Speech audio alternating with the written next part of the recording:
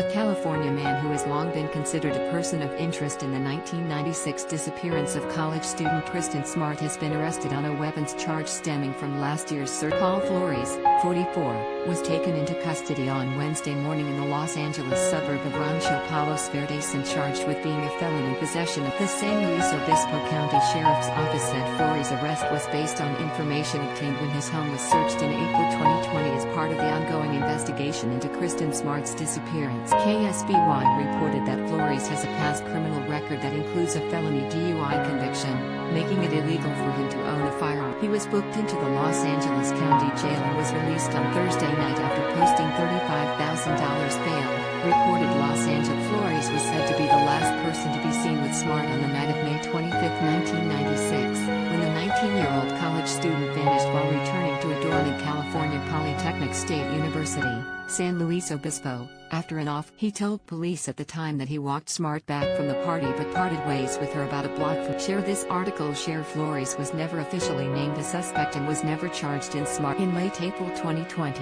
sheriff's deputies served a search warrant at Flores' home in the 900 block of West Upland Avenue, seeking specific items about Flores' home in the San Pedro district near Los Angeles Harbor. Also was among 4 locations in California and Washington state where search warrants were previously served in February of that year. In all, 19 search warrants have been served at various locations since 2011 in connection with the Smart. Back in February 2020, officers searched Flores' home in Los Angeles County where Hess lived since 2010, and the residence of his mother, Susan Flores, in Rome. Sources told the Los Angeles Times at the time that investigators were trying to gather DNA and other physical evidence. In January, the San Luis Obispo County Sheriff's Office announced that investigators seized 2 trucks that belonged to Flores. They also revealed that 37 pieces of evidence from the early days of the investigation had been submitted for modern DNA. Since 2011, investigators have recovered 140 new items of evidence, carried out 18 search warrants and conducted 91 interviews,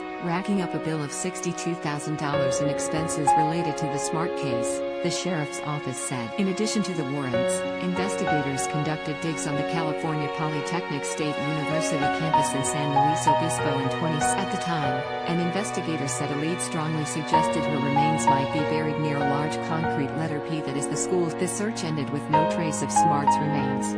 Smart was reported missing 2 days after her disappearance by a friend, but a search didn't begin until days later due to a miscommunication between authorities. During the investigation, 4 different search dogs trained to pick up the smell of human remains led police to Flores. By the time investigators searched the room on June 5, he had moved all of his belongings out and no evidence was found. Smart was officially declared dead in 2002 but her body has never been found. Smart's family filed a wrongful death lawsuit against Flores in 2005. But the case has remained stagnant pending the conclusion of the criminal investigation. In response to the suit, Flores has denied every allegation raised against him and invoked his Fifth Amendment right against self-incrimination before a grand jury in a civil deposition. He also filed an emotional distress lawsuit against